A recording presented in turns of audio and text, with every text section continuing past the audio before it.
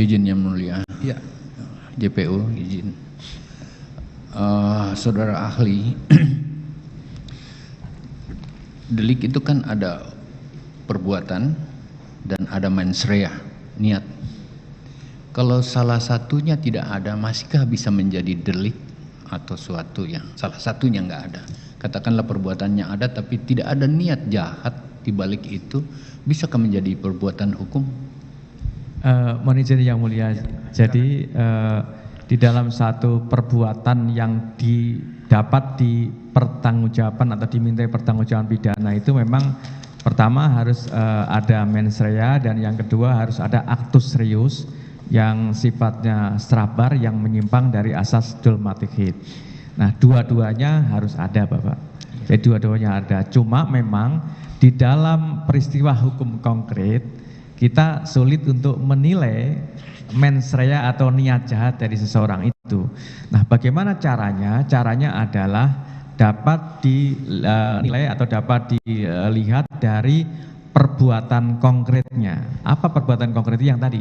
Actus reus tadi yang sifatnya adalah nyata, yang strabar itu maksudnya bisa dipidana, bisa dipertanggungjawabkan pidana. Kenapa kok bisa dipertanggungjawabkan pidana? Karena menyimpang dari asas dulmatic hit. Contohnya tadi menyimpang dari asas yang tercantum di dalam asas-asas yang tadi sudah saya sampaikan. Demikian yang mulia jawaban saya. Izin yang mulia. Yang kedua, kalau negara bangsa dalam situasi darurat, warning dunia PBB mengatakan ada kerawanan pangan dunia. Kemudian ada perintah extraordinary oleh kabinet dan presiden atas nama negara untuk mengambil sebuah langkah yang extraordinary atau diskresi berdasarkan Undang-Undang Nomor 2 2020 dan Perpu Nomor 1 2020 kalau saya tidak salah. Apakah itu bagian yang ahli tadi sebutkan alasan untuk melakukan langkah pembenaran apabila terjadi diskresi itu? Apakah itu yang ahli maksud? Mohon izin yang mulia. Ada El Nino, ada COVID supaya Undang-Undang Nomor 2 2020 itu. Minta maaf. Ya.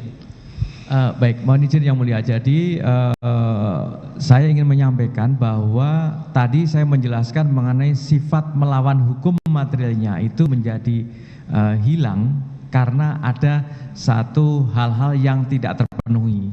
Di dalam hal yang tidak terpenuhi itu berkaitan dengan asas-asas tadi, Bapak. Asas keadilan, asas kepentingan umum, asas kepatutan dan seterusnya tadi. Nah, yang paling penting yang menjadi koridor adalah apakah dalam pemenuhan hal-hal yang tadi saya sampaikan tadi untuk kepentingan umum dan seterusnya tadi, apakah melanggar norma aturan yang ada ataukah tidak. Kalau memang ternyata itu terjadi, ya maka sifat melawan hukumnya bisa hilang karena terpenuhinya asas-asas sebagaimana yang tadi saya sampaikan. Ya. Demikian yang mulia. Izin yang mulia. Ini perintah presiden, ini perintah kabinet, ini perintah negara.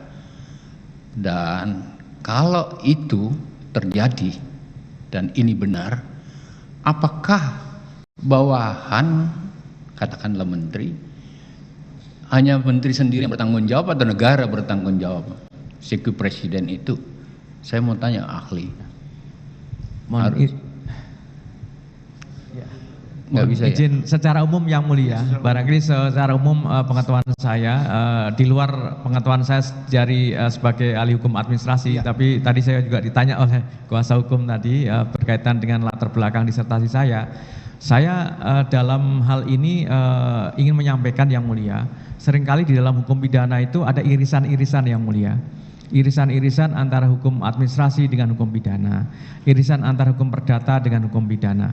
Maka yang ingin saya sampaikan tadi Bapak, tadi saya menjelaskan mengenai sifat melawan hukum materialnya itu, ya yang seperti apa, menjadi hilang atau tidak. Nah tentu di dalam kaitannya dengan melawan hukum dalam arti material itu harus terpenuhi hal-hal yang berkaitan dengan asas-asas tadi. Prinsipnya selama terpenuhi Bapak, maka sifat melawan hukumnya menjadi hilang dalam kondisi-kondisi tertentu. Demikian yang mulia, Izin yang mulia. Katakanlah seperti itu dalam pendekatan frame akademik pidana. Tapi pidana kan tidak berdiri sendiri gitu. Nah sekarang untuk kepentingan 287 juta orang makanan yang terancam, terus ada diskresi yang diperintahkan, dan itu terjadi, apakah itu bisa diabaikan dalam pendekatan pidana saja? Atau tetap harus dijadikan bagian-bagian yang harus tesa, antitesa, sintesa dari aturan hukum yang ada? Mohon izin yang mulia, kembali ke soal konsep tadi sifat melawan hukumnya tadi Bapak.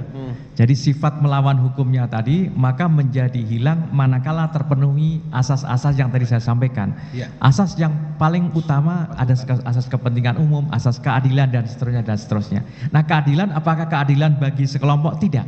Keadilan tentu bagi sebagian besar masyarakat itu juga harus terpenuhi rasa keadilannya. Demikian yang mulia jawaban saya.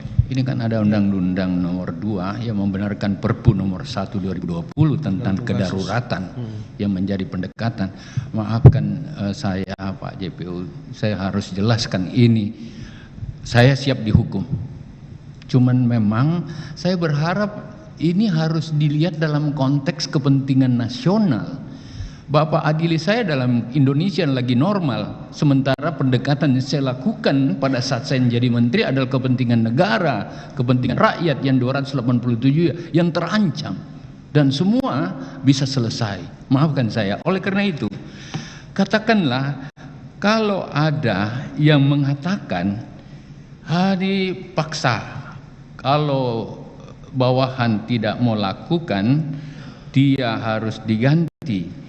Kan komisi ASN, ada komisi PT-UN, ada komisi ombudsman yang bisa tempatnya untuk seseorang lari untuk melakukan bahwa saya tidak mau dengan itu. Atau minimal, maaf ini kalau agak masuk, minimal dia konsultasi atau kembali bertanya sama saya. Kalau dia tidak menanyakan, misal katakan, kalau dia yang dikatakan bahwa kena seragam ini jawaban, maaf ini seakan-akan tinggal menuduh ini pimpinan, ini kemauan menteri, kenapa enggak konsul sama saya? Dan selalu saja ada katanya, tidak pernah langsung dengar sama saya. Pada pendekatan pidana itu termasuk delik pidana atau itu sesuatu yang harus dikaji lebih jauh? Apakah ini masuk pada pendekatan yang pertanggungjawaban pidana ke saya, kepada pimpinan, atau kayak ini sesuatu yang katakanlah tadi harus mendapatkan pendekatan hukum yang berbeda? Itu yang saya mau tahu dari. Mohon izin yang mulia. Bisa tadi saudara pahami pertanyaan tadi? Silakan, saya bisa memahami yang mulia. Tadi intinya yang ingin saya tegaskan dan saya sampaikan kembali bahwa terkait dengan pertanggungjawaban pimpinan ataukah bawahan Bapak, itu tadi saya sudah sampaikan pakainya adalah ketika ada perintah dari pimpinan dan bawahan sudah melaksanakan perintah dengan itikat baik, maka ini sudah bergeser. Tentu bawahan tidak bisa dimintai pertanggungjawaban. Sebaliknya, kalau ternyata perintah yang disampaikan oleh pimpinan itu A misalkan, tapi ternyata bawahan tidak melaksanakan perintah yang disampaikan oleh pimpinan A itu menjadi B misalkan, dan tidak sesuai dengan itikat baik tadi, maka bergeser pertanggungjawabannya menjadi pertanggungjawaban bawahan. Demikian yang mulia. Ya. Izin lanjut, ya, masih silakan. Terkait dengan itu.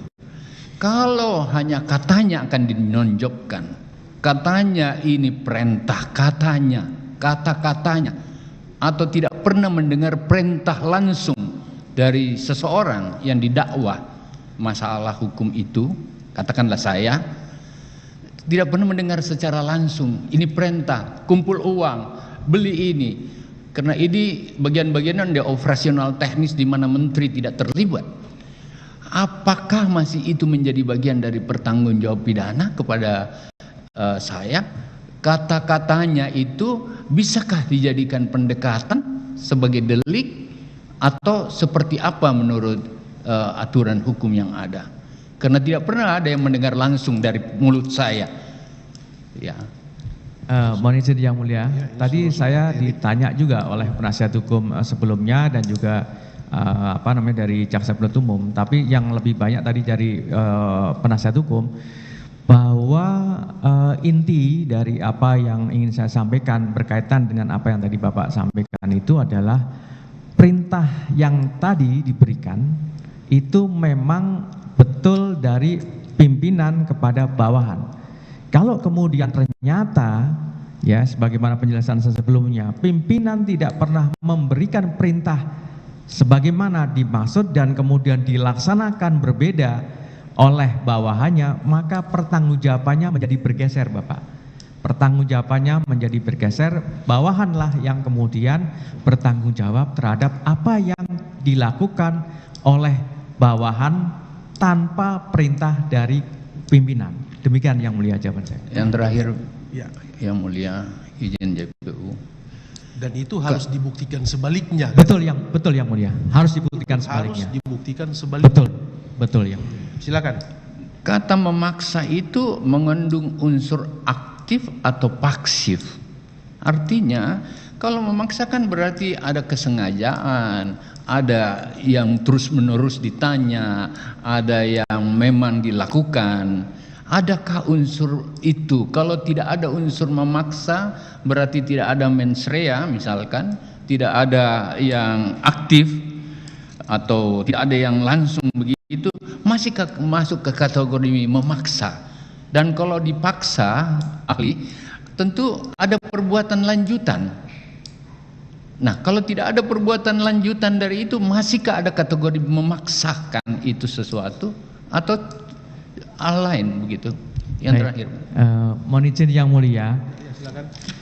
memaksa itu merupakan kata ya, ada awalan ya, yang suku dasarnya atau kata dasarnya adalah paksa.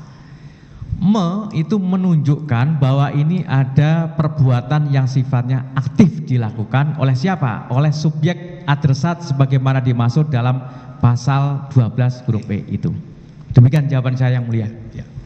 terima kasih Yang Mulia, terima kasih banyak. Saya Jadi kira tergantung dari siapa yang diperintahkan itu mungkin. Betul Yang Mulia.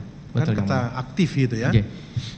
Ya. Jadi yang menerjemahkan itu yang menerima perintah atau gimana menurut ahli? Mohon izin Yang Mulia, karena di situ kan adresat subjek hukumnya kan pegawai negeri atau penyelenggara negara. Ya. Maka pegawai negeri atau penyelenggara negara itu agar terpenuhi unsur perbuatan yang kualifikasi kedua itu, dia harus melakukan secara aktif.